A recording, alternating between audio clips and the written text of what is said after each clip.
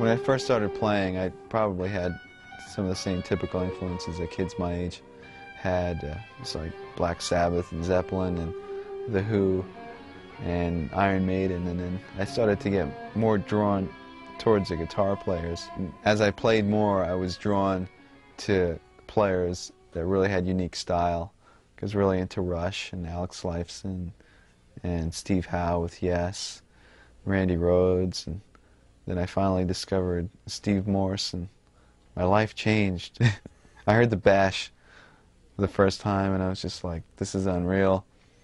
Got every Dregs album, and started getting into Steve and the Dregs, and Al Di Meola and Alan Holdsworth. I had a similar experience here in Stevie Ray Vaughan for the first time, like, just blown away.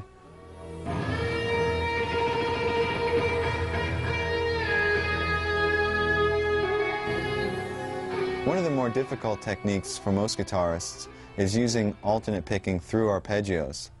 Now this has been something that's been difficult for me for a while, and it's actually making me kind of mad, so I analyzed what the problem was, and I came up with an interesting little fact. First of all, the problem always seemed to arise when I was encountering what I call inside the string picking.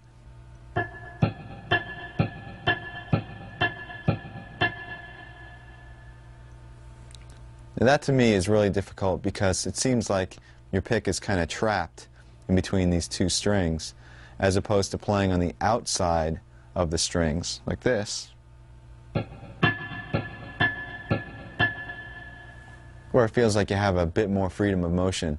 To experiment and see if this is a problem for you, I suggest playing two notes on adjacent strings, let's say A on the G string and D on the B string, and first try picking them starting with a downstroke and then with an upstroke.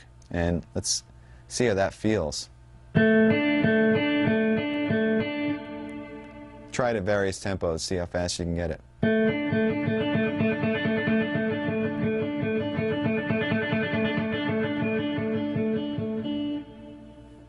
Now do the same thing, but start on an upstroke and go up, down, up, down. You're going to encounter that inside of the string picking phenomena. Let's try that.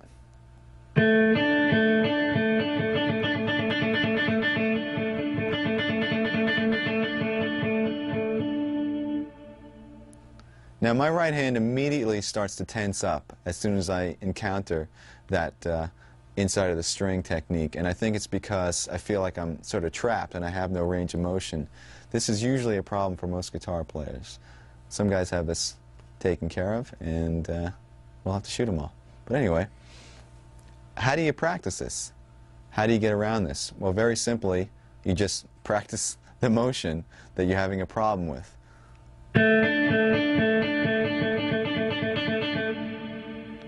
Now, this could be very boring if you sit there doing that for any period of time that's going to make it effective. So what I've done is I've come up with a little etude that practices and concentrates on the inside of the string picking. And by the way, if you ever have something that you're trying to work on and you need to develop it, come up with some little progression or etude or song. It makes it a lot more interesting. So let me demonstrate it for you now slow, and then I'll play it up to tempo.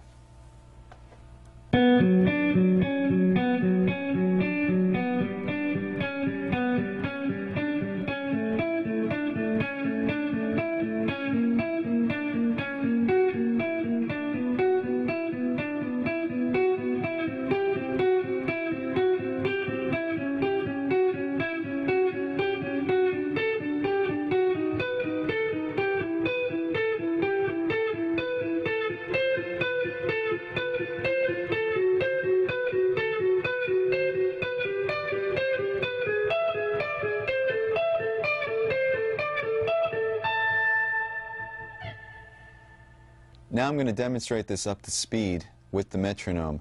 Make sure that the pick strokes are even and that you maintain, in this case, down, up, down, up, down, up, because we're starting on a higher string and going to a lower string, which once again makes us encounter this inside of the string technique. So here we go.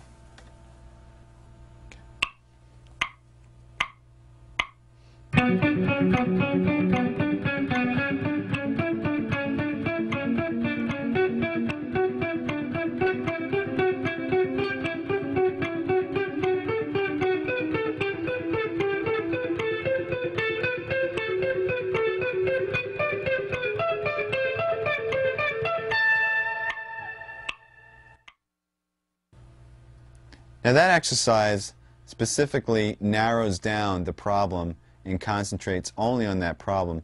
But the thing is, you're going to encounter this picking hang-up through an arpeggio. In other words, some part of the arpeggio you'll have no problem playing, and other parts you might have this inside of the string thing. Let me demonstrate on a major arpeggio. If I play G major in the 7th position, I have down, up, down, up. Now the initial down, up isn't a problem. Either is the next down. But it's when you go to the D on the G string, you have the inside of the string picking down, up. So in order to play that quickly, you're going to have to overcome that little problem right there.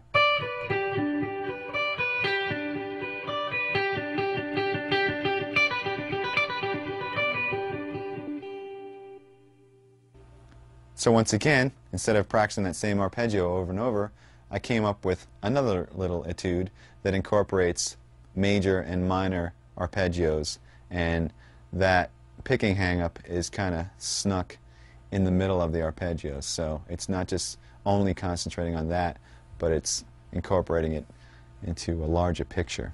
Here it is slow.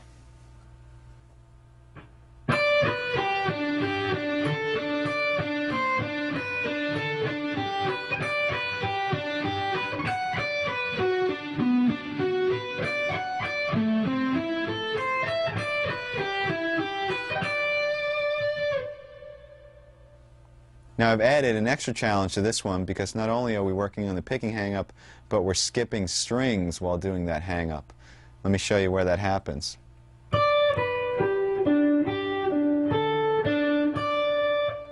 Right over here between the D and its octave, between the D and the C, between the D and the B. You're playing up, down, and also trying not to hit the B string while you're at it.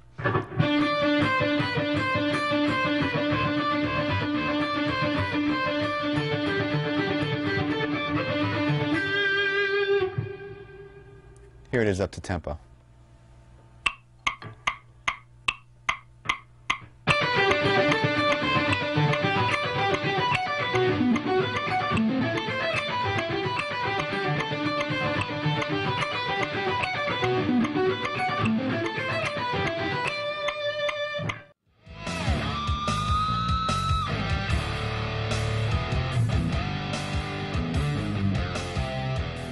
I first picked up the guitar when I was 12, and I didn't take any formal lessons.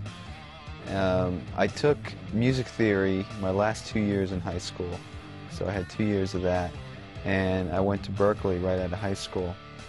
A couple of times I had some scattered lessons before Berkeley. I took a few lessons to try to prepare myself, and I remember going to group classes with a friend of mine, but I never really took any formal continuous lessons. By the time I went to Berkeley, I had been working on technique and chops and stuff like that, and I had a couple of years of classical music theory. So when I came into Berkeley, all the things like arranging and sight singing and harmony